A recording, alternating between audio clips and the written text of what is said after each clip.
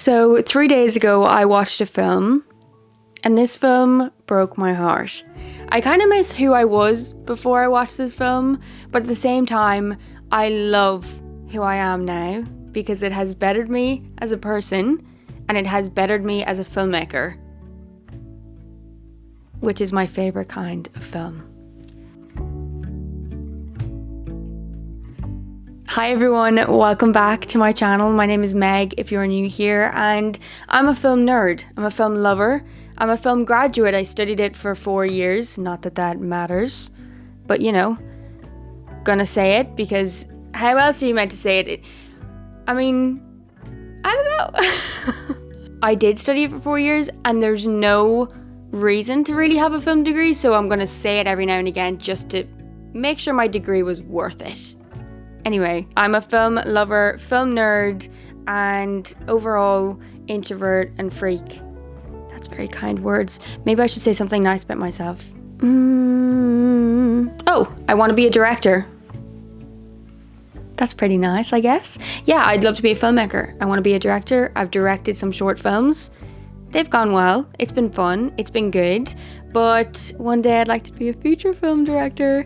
And this film that I watched this week for the first time really reminded me of the importance of living your dream, following your dream, being authentically yourself, living as an individual, learning who you are, growing.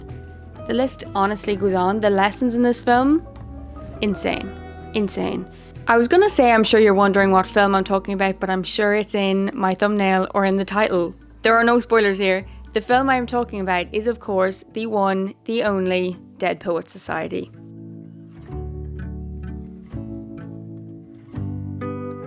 Some of you may be screaming, confused, crying at the fact that I have studied film for 4 years, I'm a lifelong film lover, and I've never watched Dead Poets Society until this week. Let me defend myself. Stop crying. So the reason I haven't watched Dead Poets Society until this week is because I was scared, okay? I was scared. I was scared for myself. This film is notoriously a very devastating movie, and I never thought I was prepared for it. I'd always nearly get close to watching it, and then I'd kind of not do it, basically. I'd basically then just exit the screen and go watch a comfort movie instead because that was so much more comfortable. Life is about being uncomfortable though. So this week I finally bit the bullet, and I am so glad that I did, because although this film is incredibly devastating, heavy and dark at times, it is also incredibly beautiful. So full of hope and joy and just excitement. It really invigorated me, and it's almost like it broke my heart but then kind of patched it back up again, like did a little bit of paper mache on it or wrapped my little heart with some double-sided tape. I guess you could say I'm in pain, but also I'm motivated. That is a pretty good feeling to be left with after watching a movie. So let's talk about Dead Poets Society.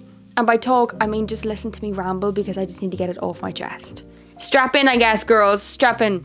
For those of you who have never watched Dead Poets Society, I first of all recommend that you put this video on pause. Sorry, I just got a text. Nothing majorly exciting, it's just my family group chat. That's a pity. I was really hoping it was Knox from Dead Poets Society because I have a bit of a crush on him right now. So yes, for those of you that haven't watched Dead Poets Society, I do recommend that you pause this video, go watch it, and come back and we can discuss. There will more than likely be spoilers throughout this, so I recommend that you do not continue watching if you haven't watched it.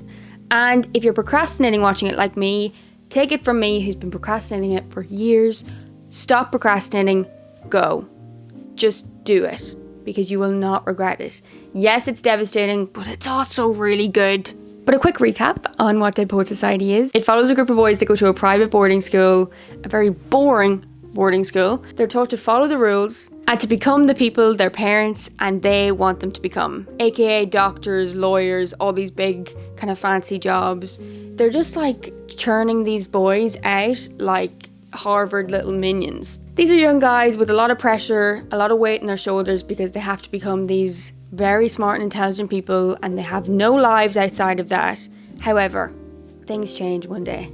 We're introduced to everybody at the start of the semester in September. This is key because it's fall, it's autumn, and it's beautiful outside. Everybody loves this film for this time of the year. Because of that, it gives you all of those cozy kind of feelings. And they're starting the new year with a new English teacher. And this is where the one, the only Robin Williams comes into it. Robin Williams plays John Keating, their new English teacher, who was also one time a student at the school itself. And he's come back to teach these boys, but to teach them in a way that is different to how they're usually taught. He is very much pro individuality, thinking for yourself. He of course encourages, obviously, the importance of jobs like being doctors, like being lawyers, and obviously studying, etc. But he really encourages the boys to live and be creative and live their lives with more purpose than just to work. And the boys initially are kind of like, what is this guy? He's crazy. What is going on? But as the boys start getting more and more English lessons with John Keating, Mr. Keating, they are learning a lot more about themselves and a lot more about the fact that they have a fire within. They are more than what their parents say they are, what society expects from them. They have parts to themselves that they haven't yet discovered. And one of our lead characters is called Neil Perry. Neil is an absolute sweetheart and is loved by all the boys. He's the only character that we truly meet his parents, and this is key for the rest of the film. His father has a lot of expectations for him, and from what we learn, his father is somebody who didn't have a lot growing up, made a life for himself, and now has very, very strict ideas for Neil. He wants Neil to make the most of his life, and to Neil's father, making the most of your life is working very hard and making a lot of money. Whereas for Neil, as he starts getting more and more of these English lessons with Mr. Keating and learning more about himself, he's really discovering his love of acting. He is a lot more creative than he would have given himself credit for, and he loves acting. He loves to act, and he signs up to a local play. And this play is Midsummer Night's Dream, a Shakespeare classic. Ethan Hawke is also in this movie, and he plays Todd Anderson. Todd Anderson is roommates with Neil Perry, and they are very close friends. Todd is a lot shyer, a lot more quieter than Neil, and Neil kind of sees that in him and often tries to get him out of his comfort zone and to join in with him and to kind of get out there. Neil is just such a sweetheart. We of course have other characters like Knox and Charlie Dalton. There's many boys to include, but they're kind of our main characters. Side note, I have a crush on Knox. Like a big one. I just think he's so cute. Anyway, so you can kind of get the gist. I'm sure you've watched the film. There's no need for me to go on about it.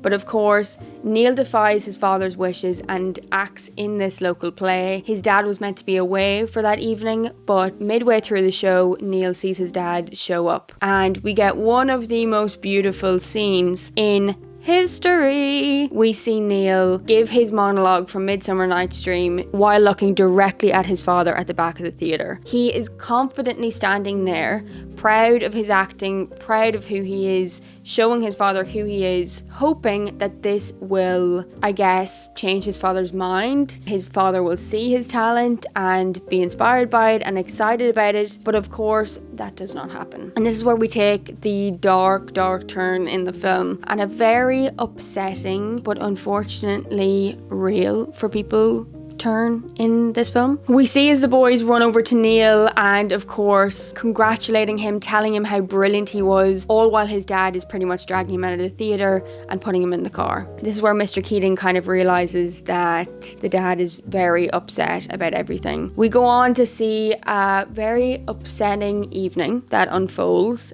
His father then threatens him with sending him to military school because he constantly is disobeying him. Not following his dream, it's disobeying him, according to the father. This is where Neil gets the opportunity to say what he wants and say how he feels, and unfortunately Neil is too scared to do that. He's too scared to admit to his father that this is his dream and he stands by it, etc. When Neil's father leaves the room and his mother's standing behind him, he says, "I was good.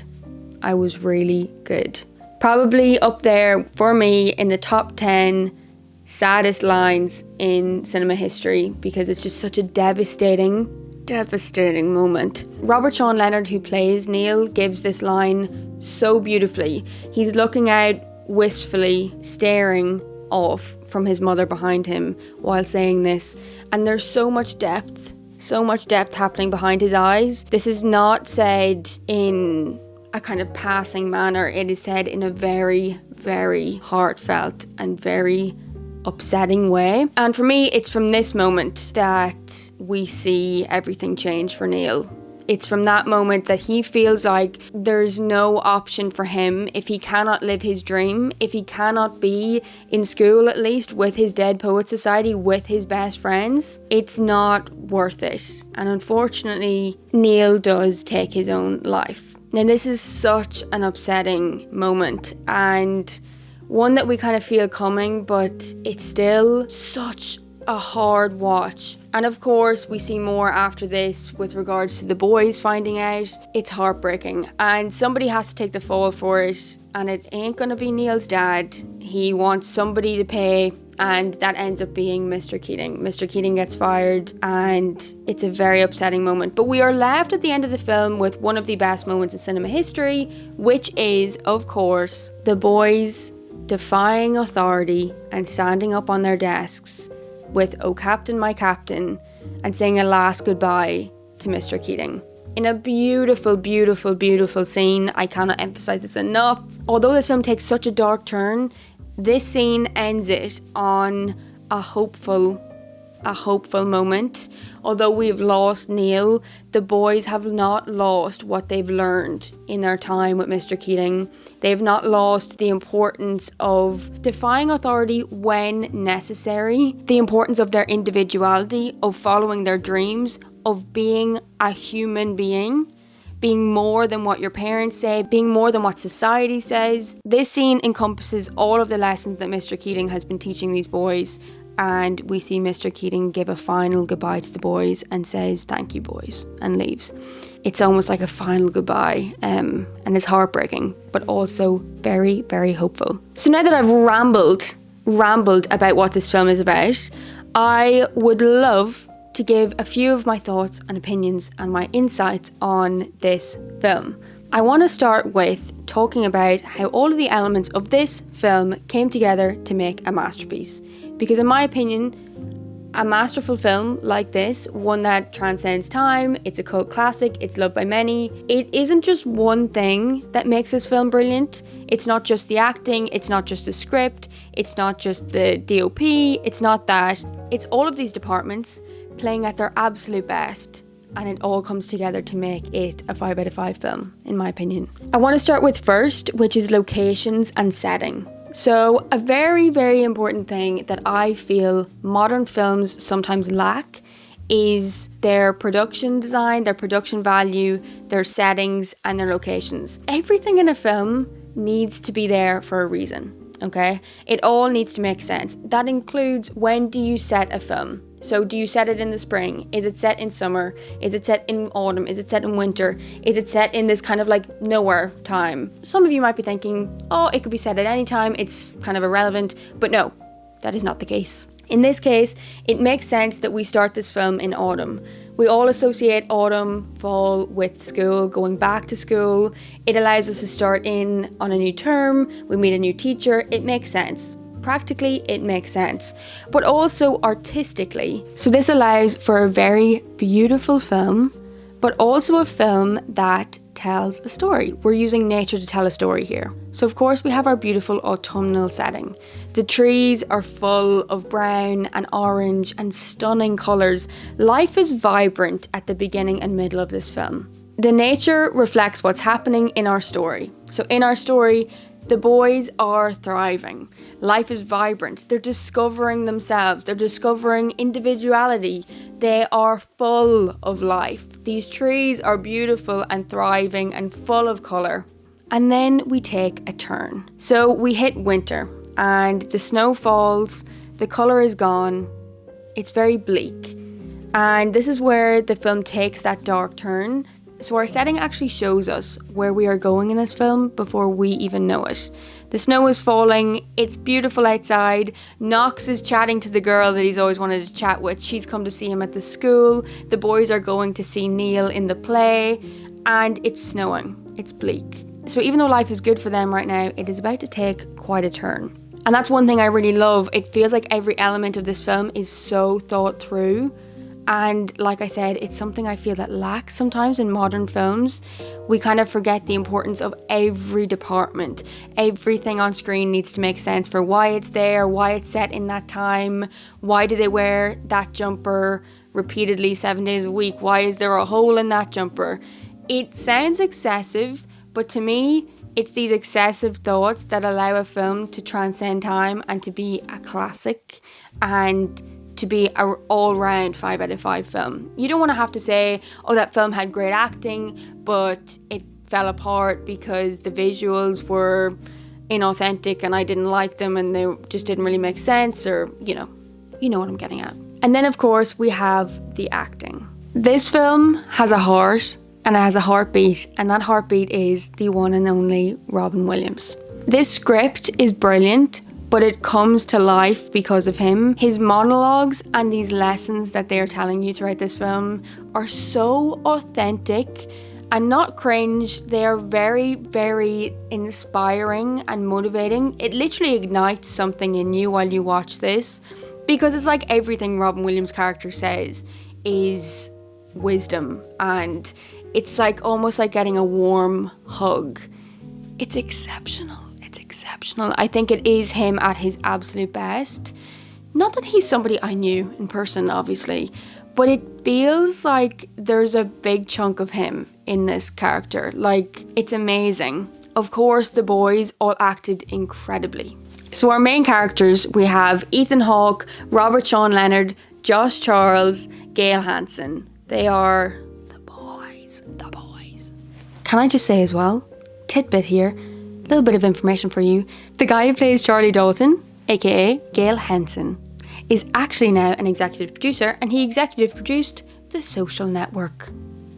There you go. But yes, these boys are incredible in this film. The acting is exceptional because it's a very heavy film and they played it so authentically, so brilliantly. That scene when they have found out that Neil has passed away, devastating. In the snow, I don't think I'll ever look at snow again the same after watching this movie. I'm not even being funny. It feels so different now. But yes, of course, their acting is exceptional. And it's funny, while I was watching this movie, it really felt so real on so many levels, but mostly as well because I feel like we were watching life imitating art. We, in this movie, are watching a group of young men look up to an older man full of wisdom, and that is exactly what was happening on set.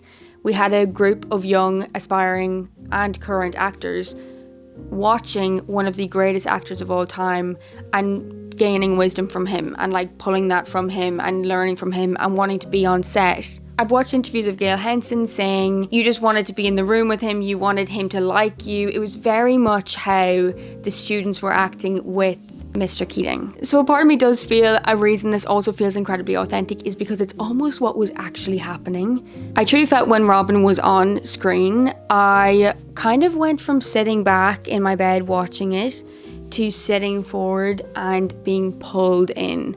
I really felt like this film ignited a fire in me. And it was amazing how this film was shot as well. It very much made you feel like you were one of the students. You were part of the Dead Poets Society.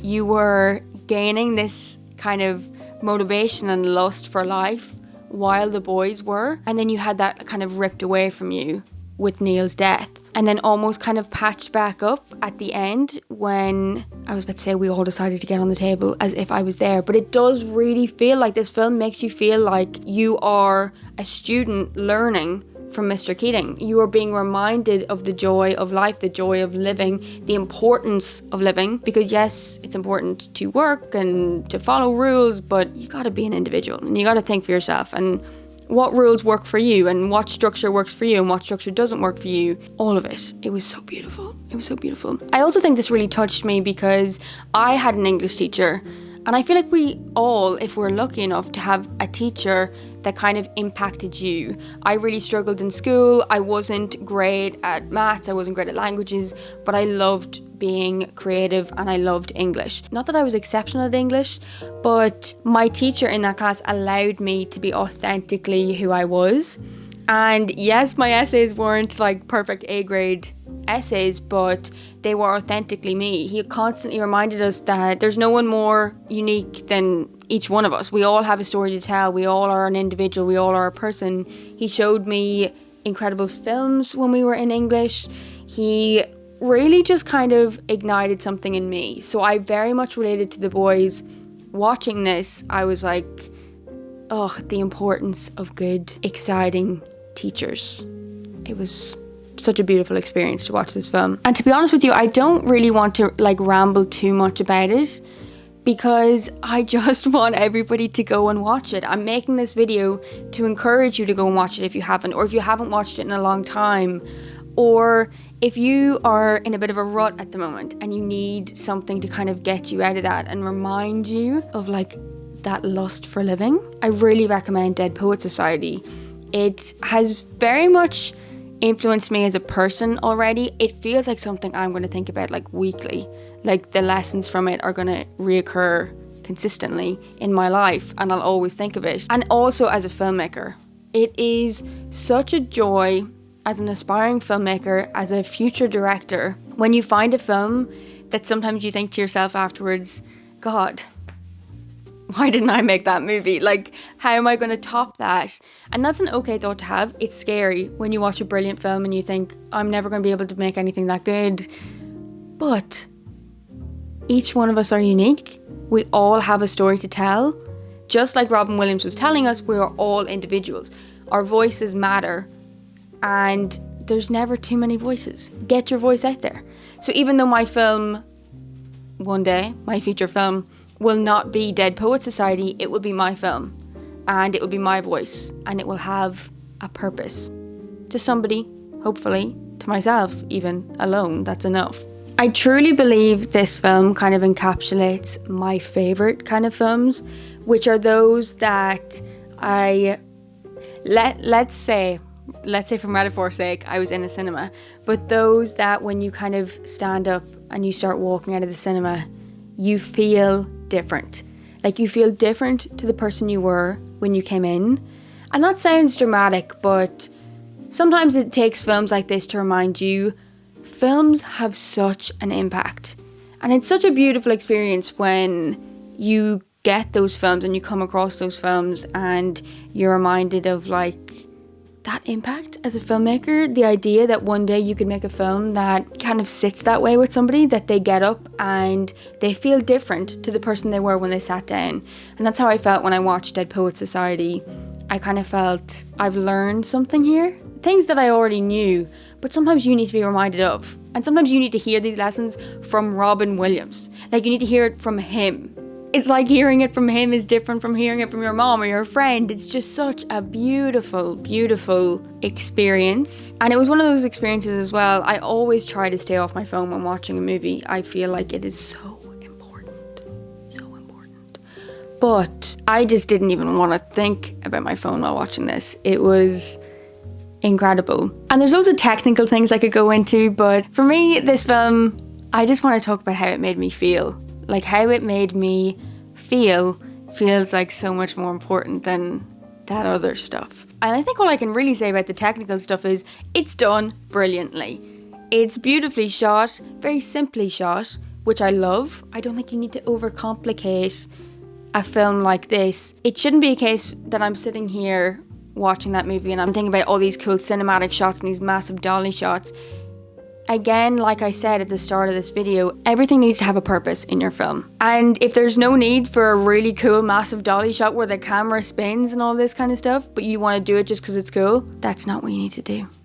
It needs to make sense. And for this film, it was very simply shot and beautifully shot. The scenery did a lot of the talking, the setting itself did a lot of the talking, and it allowed the actors to do what they were doing, which was acting and authentically acting. And the camera just sat and watched, which I really, really enjoyed and appreciated. But of course, the star of this film is Robin Williams and the boys. The acting is sensational, and you can have a great script, which is already, you're on a great start. You're already doing brilliantly. But if you can get actors to make those words sound like more than words, for those words to have meaning, for them to have purpose, for them to come from within, not off a page. You know when you kind of look at an actor and you know they're like reading lines, or it feels like they're just saying lines. There should be like something behind the eyes. Like there should be something telling you this person feels what they're currently saying. And that's kind of how it felt throughout this film, I guess, but particularly when Neil said, I was good. I was really good. This is such a bare and raw moment. There's no fancy camera work. There's nothing. It is literally Neil, and his mother's here. And Neil's in the foreground. And it is down to him in this scene to sell this line, because I really feel it's at this moment for this character that he decides what's happening that night and what he ends up doing.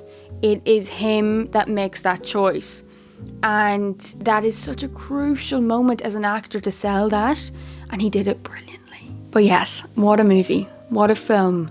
And I guess this is also a video to encourage you guys that if there's a film that you're kind of scared of, obviously I'm not talking about if something triggers you, then do not watch it, but I'm talking about if there's a film that is almost like a little bit daunting to you, that you'd rather watch a comfort film than trying something new and trying change. This is me, as the person who is doing that, reminding you that it is so brilliant and so exciting and thrilling to find something new and to find something that lights you up. So go watch it. I'm telling you, whether it's Dead Poets Society or some other film that you have been procrastinating for a long time now, because it almost feels like you're going to love it so much that you're scared to watch it. And I guess this film really resonated with me this year because I kind of have started to bite the bullet of talking about my love for cinema and my love for film and my love for filmmaking a lot more online. For many years I was so scared to do that because it kind of felt like, well, you know, who am I? Who am I to be talking about films? Who am I to have an opinion? Who am I? And this film really reminded me of every voice matters. Everyone has a voice, everybody should use their voice, and everybody has a dream. Follow your dream. And it sounds cringe when I'm saying it, but when Robin Williams says it, it's so real. So yes, I guess this is me telling you to go live your dream. Go do what you gotta do. Go watch that film that you've been avoiding. Go do it. Live life. Get that lust for life back. And if you need that lust for life, watch Dead Poets Society. The next film that I will be watching that I have been procrastinating watching. Are you ready for this? This is like a double whammy saying I haven't watched Dead Poets Society and this film, but anyway, here we go. I have not watched Eternal Sunshine of the Spotless Mind. What the fuck? I know, it's bad. It's really bad. But I basically was living the real version of that film at the start of the year, so I couldn't bring myself to do it. But now I feel like I have the guts. I can do it. I'm going to do it. So that will be my next watch. I will let you guys know how I get on with that one. And I will see you guys very soon. But for now, carpe diem. And oh Captain, my Captain, I love you guys. Bye.